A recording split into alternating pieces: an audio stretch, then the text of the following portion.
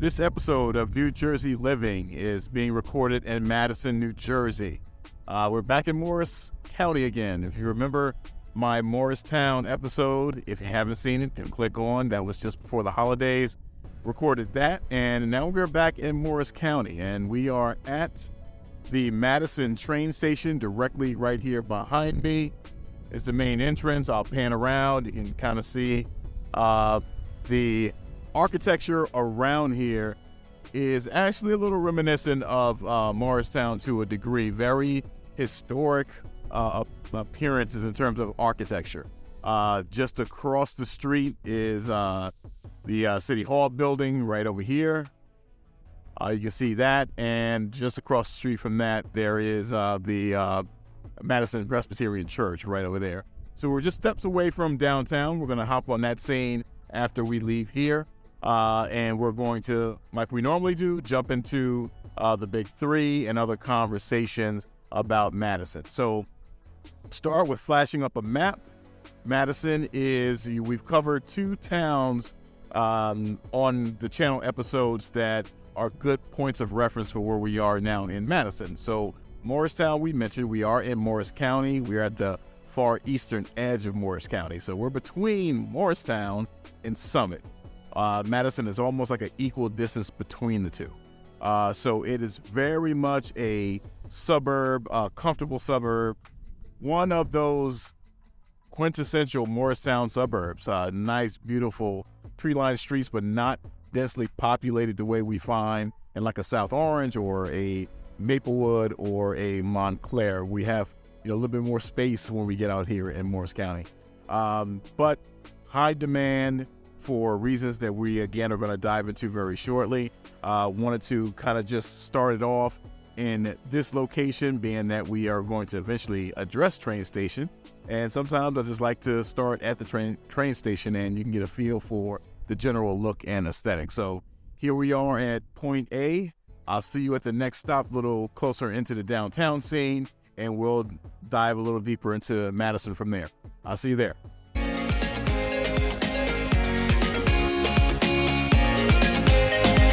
Here we are now in the downtown scene. We are only, if you want to even call it a full block, I'm not even sure that would be accurate. We're half a block distance from where I first was at the train station. The train station is located just a few steps from here, actually.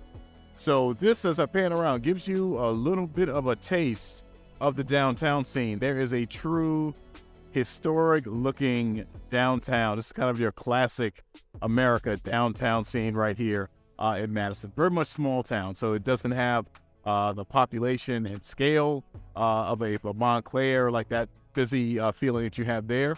But the diversity of cuisine is here.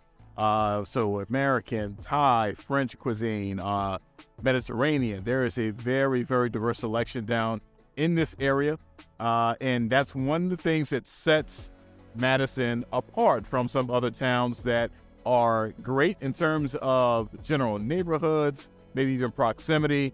I think of right now, New Providence was one of those examples where neighboring to Summit, very much quality neighborhoods just like Summit, but doesn't have that downtown scene that Summit has, right? So, and Summit's downtown scene is a little more newer, contemporary looking than what we see right now here in Madison.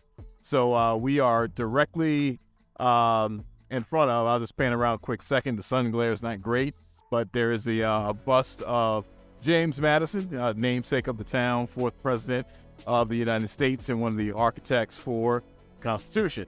And behind me, of course, you've probably already seen, but there is a clock right here. Is very much a iconic scene for the downtown section. You pull up Madison, you're certainly going to find photos of this clock right here, which is something that you can even see from the train coming in or leaving out from town. So let's jump into the big three about Madison. We're going to first talk proximity. It is a little closer to the city than Morristown. So we are slightly west of Summit, but still we are at a place where we can get to Midtown Manhattan in an hour in terms of driving. So I do put a check for proximity. It's right there on that edge, but it's within an hour. Train station, we already started there, so we know that's a check mark. It is, you may not be able to see the overpass as I pan around. Sun glare is kind of intense right now, along with the wind. It's kind of windy day out here, but it's absolutely beautiful February in New Jersey. It's about 65 right now, believe it or not.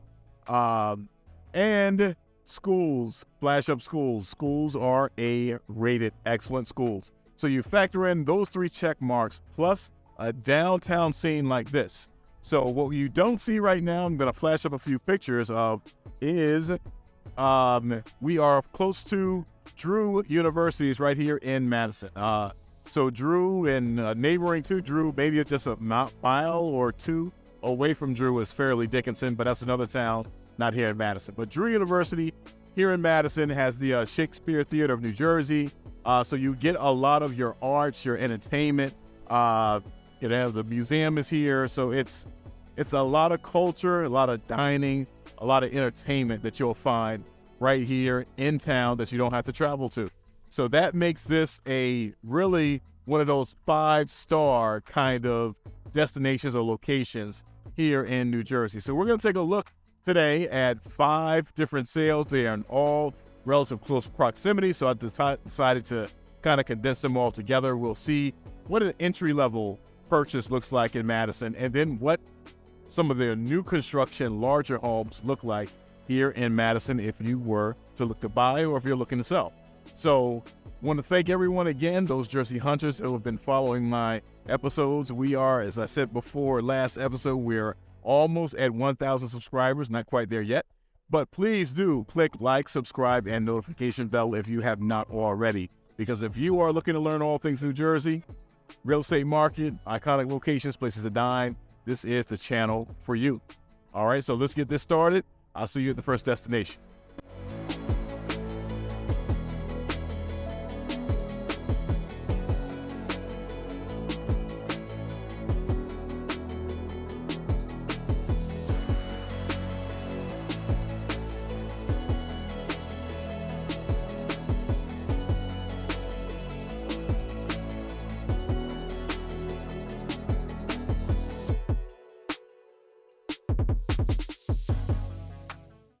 We're at our first stop at 8 Brook Lake Road. We are on somewhat of a busy corner because you have a gas station directly next door to this property. Across the street, you can see that they have the power lines, which is no doubt an impact on how quickly you're going to be able to sell your home if you're close to these. Some people just prefer not to be close to them. There's no hard research I've seen about health risks, but nonetheless, people are a bit concerned. Sometimes it could be just the aesthetic. Others have some general concern about any kind of long-term effects. But this is our example of your entry level into Madison. Now, the light here is Main Street. That leads directly back down to the train station. If we pass through that light, we're heading back into Chatham, which is east of Madison. And if we continue down Brook Lake, we head into Florham Park, which is the sports fan, home of the New York Jets. That's where their facilities are.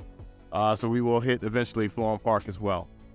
This particular property, the initial list price was $595, dropped down to $549, eventually sold at $535. A 3-bedroom property. It was not the baths. I believe it was 2, but you'll see it flash up. The interior condition was maintained, but nothing upgraded, no upgrades. So this still, with that being said, I mean, the exterior looks pretty good. Roof looks in good condition. I can see that they have locksmith contractors here now, no doubt changing out locks here on the property.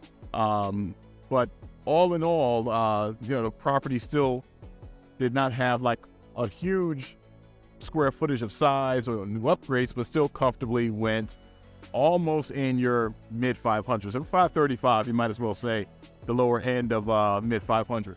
So this is an example of what entry level looks like for Madison. Pan around just one more time, and you can kind of get the aesthetic. If it was on a side street, no doubt that would have helped to get closer to that $595.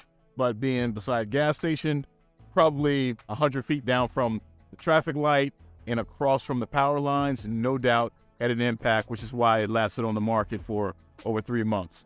So we're going to take a skip back down a little closer towards the downtown where we came from for our next property view. I'll see you there.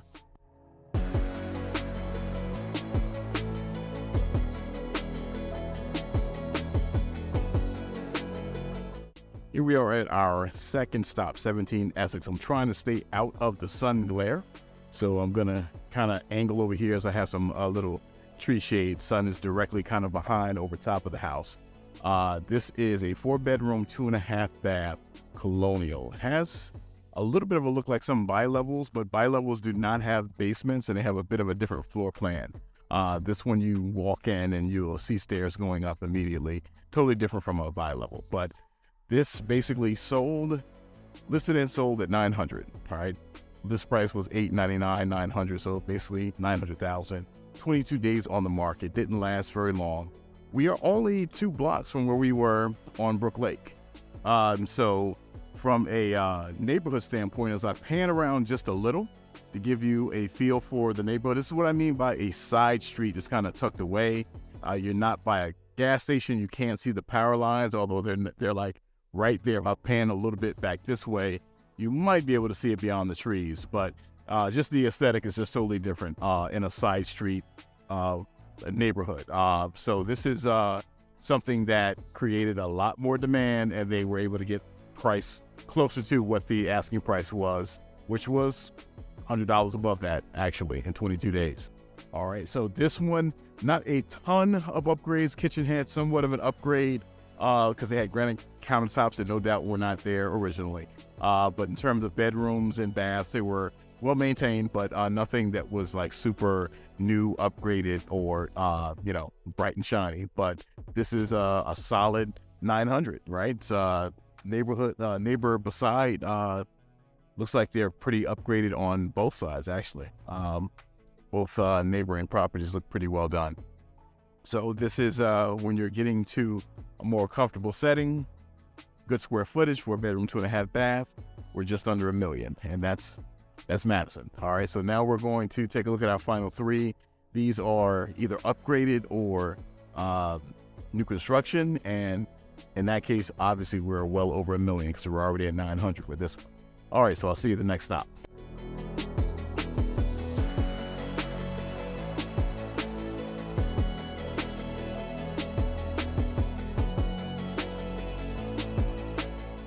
All right, we are at 71 Hamilton. This is our 3rd stop. This is one of our 2 new construction properties, and I am a little bit further in the street because I need to avoid the glare. And I had to get creative with finding this utility post with a junction box to find some shade so that there's not like straight glare on the camera. So 71, which is right here behind me. Of course, you've seen the flash up of the profile. 5-bedroom, 4.5 baths. New construction 2022. The original list was 1.749, sold at 1.77 million, and this was on the market 29 days total, which means they no doubt had an accepted offer really quickly and closed really quickly. All right, so pan around us a little, so you'll see that there is a mix. So you'll see a blend of kind of colonial, newer colonial, that is, capes. This probably was, I'm pretty certain, a teardown and then build up new. I've seen a couple other properties, you probably saw when I panned around, that are similar to it, that there was a knockdown and a rebuild. So does the entire neighborhood have that appearance of $1 million plus homes? No, but this is what the market is going to demand for a new build. It's going to be a 5-bedroom, 4.5 bath. I'm speculating because I really don't know square footage. Don't know if there's a finished basement, but without finished basement, certainly it's going to be somewhere in the neighborhood of 2,500 square feet, if or more. All right, so this kind of gives you that taste of neighborhood rebuild as we've seen before in some other episodes, but in this case, in this location, it's going to draw almost a $1.2 million purchase, which we are going to see in our next stop. All right, so hang on, enjoy some road footage. I'll see you there.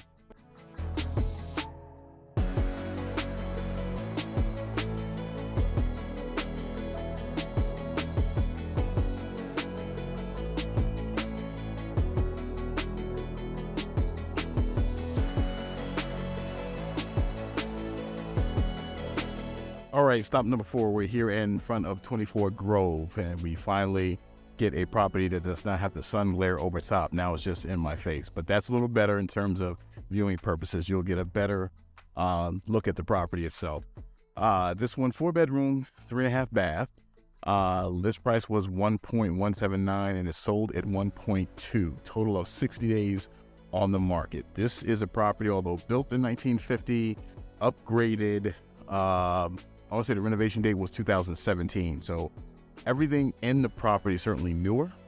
And just give a little pan around. This is going to give you an example of a setting where you'll see a bit of a difference with surrounding homes. You'll see a lot more colonial presence in this area and a lot more that have that historic, I won't call Victorian, more along the lines of Georgian kind of look, which would be like that early 1900s, not so much the mid and earlier 1800s look. So this is, the neighborhood itself is a little bit of a different feel. No doubt the average price point in this area would be a bit higher from the other areas that we've seen up until this point.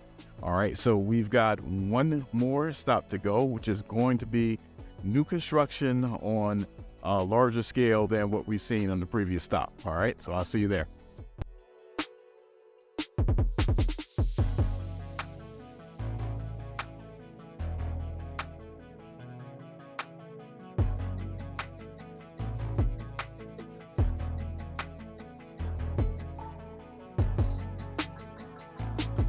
Here we are at our final stop, 40 Prospect, and you couldn't get a better location. We have basically made a full circle. So we're back just a block from the train station. I'll pan this way just a bit.